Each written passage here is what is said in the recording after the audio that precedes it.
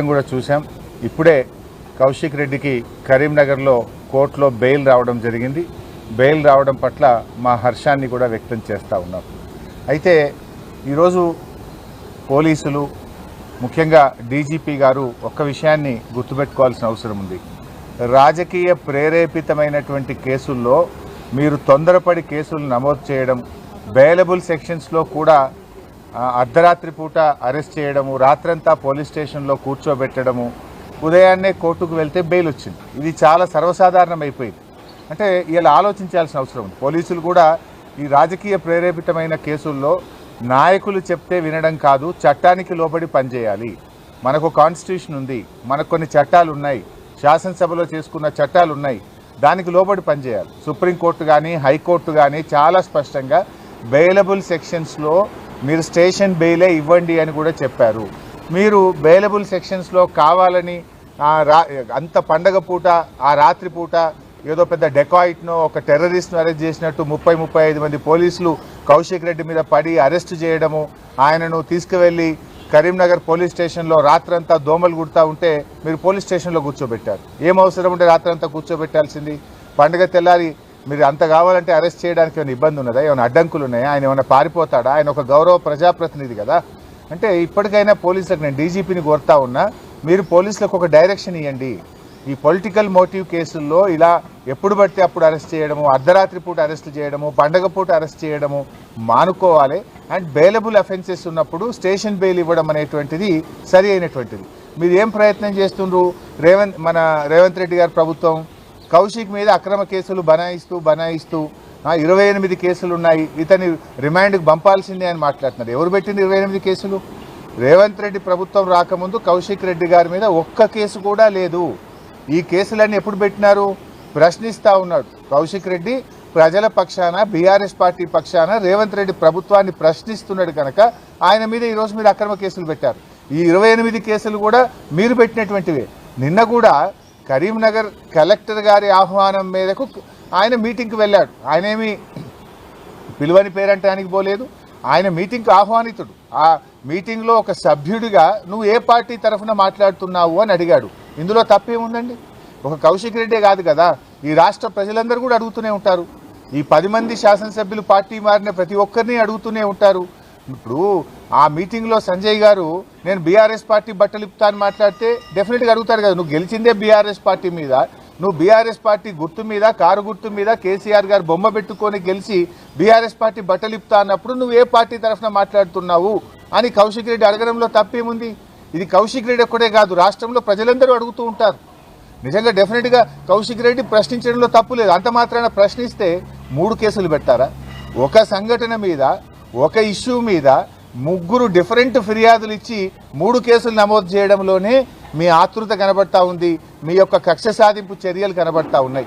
ఒకే కేసులో 3 ఎఫ్ఐఆర్లు పెట్టి ఆ రాత్రిపూట అరెస్ట్ చేసి రాత్రంతా పోలీస్ స్టేషన్లో పెట్టడంలోనే ఇది కేవలం రేవంత్ రెడ్డి గారి ప్రోద్బలంతో, రాజకీయ ప్రేరేపితంగా, కుట్రతో ఒక్కరోజైనా కౌశిక్ రెడ్డిని జైల్లో పెట్టాలనేటువంటి ఒక పగ, ప్రతీకారంతో జరిగినటువంటి అరెస్టే తప్ప ఇంకోటి కాదు. ఇవాళ న్యాయస్థానాల మీద మాకు నమ్మకం ఉంది. న్యాయస్థానం కౌశిక్ రెడ్డి గారికి ఈరోజు బెయిల్ ఇవ్వడం చాలా సంతోషం. సో ఐ అపీల్ డీజీపీ గారు, ఇటువంటి చర్యలు ఇప్పటికైనా అర్ధరాత్రి పూట, పండగ పూట పోలీసులను కూడా ఇబ్బంది పెడుతున్నారు మీరు. పాపం పోలీసులు కూడా పండగ పూట కూడా వాళ్ళకి టెన్షన్లు పెట్టి పోలీసులను కూడా నిద్ర లేకుండా చేసి పోలీస్ వ్యవస్థను, మీ కింది స్థాయి పోలీస్ అధికారులను, ఉద్యోగులను కూడా మీరు ఇబ్బంది పెడతా ఉన్నారు.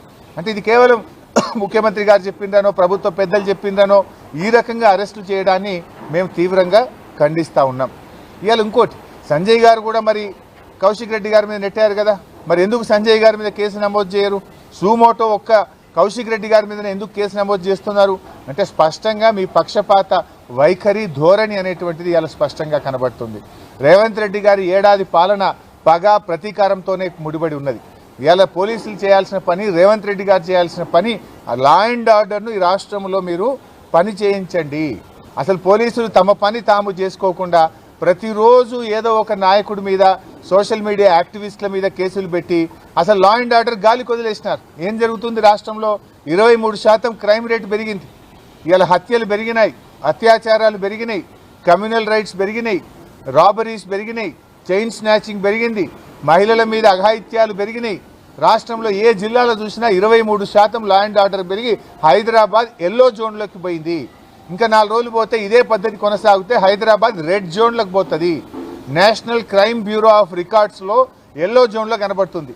విదేశాల వాళ్ళు కానీ ఇతర రాష్ట్రాల వాళ్ళు కానీ ఒక రాష్ట్రంలో పెట్టుబడులు పెట్టాలన్నప్పుడు గూగుల్ ఓపెన్ చేసి నేషనల్ క్రైమ్ రికార్డ్ బ్యూరోలో చూస్తారు ఈ రాష్ట్రంలో క్రైమ్ రేట్ ఎంత ఉంది, ఇది గ్రీన్ జోన్లో ఉందా ఎల్లో జోన్లో ఉందా అని చూస్తారు. నువ్వు ఎల్లో జోన్లో రెడ్ జోన్లో ఉంటే ఎవరైనా ఇన్వెస్ట్మెంటర్స్ ఈ హైదరాబాద్కి వస్తారా? ఇదేనా ఈ రాష్ట్రాన్ని పరిపాలించే తీరు? హోంమంత్రిగా ముఖ్యమంత్రి గారే ఉండి ఇవాళ పూర్తిగా తన బాధ్యతల్ని నిర్వర్తించడంలో పూర్తిగా ఫెయిల్ అయిపోయింది ఇవాళ రేవంత్ రెడ్డి గారు. సో ఇప్పటికైనా మానుకోండి, ఈ కక్షపూరిత రాజకీయాలు మానుకొని పరిపాలన మీద దృష్టి పెట్టాలని చెప్పి రేవంత్ రెడ్డి గారికి వారి ప్రభుత్వానికి హితవు పలుకుతా ఉన్నాం.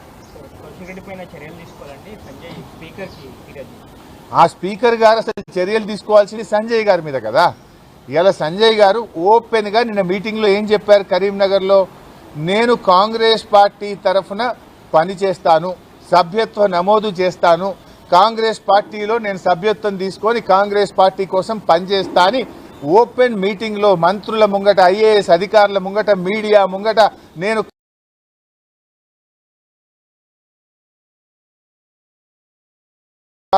స్పీకర్ గారి దగ్గర మా యొక్క డిఫెక్షన్ పిటిషన్ సంవత్సరం నుంచి పెండింగ్ లో ఉంది. తక్షణమే సంజయ్ని అనర్హుడిగా ప్రకటించాల్సిన బాధ్యత స్పీకర్ గారి మీద ఉంది.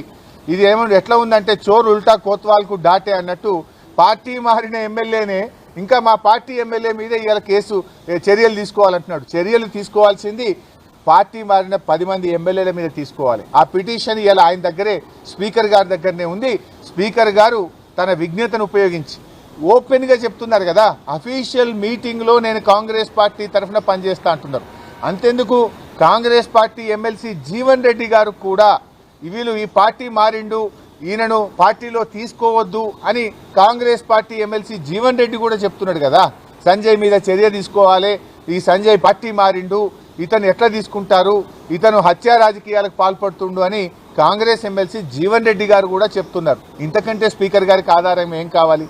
అటు కాంగ్రెస్ ఎమ్మెల్సీ చెప్తున్నాడు, స్వయంగా పార్టీ మారిన సంజయ్ కూడా నేను కాంగ్రెస్ పార్టీ కోసం పనిచేస్తానని మాట్లాడుతుంటే ఇది open shut and mouth case.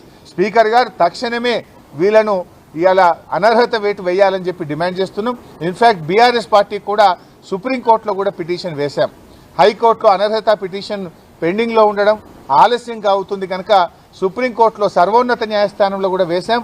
మాకు విశ్వాసం ఉంది, గతంలో సుప్రీంకోర్టు కొన్ని రాష్ట్రాల స్పీకర్లను 3 నెలల్లోగా అనర్హతపై నిర్ణయం తీసుకోవాలని డైరెక్షన్ ఇచ్చింది కనుక సుప్రీంకోర్టు నుంచి మాకు న్యాయం జరుగుతుందనే నమ్మకంతో మరి సుప్రీంకోర్టులో కూడా బీఆర్ఎస్ పార్టీ తరఫున కేసు వేయడం జరిగింది.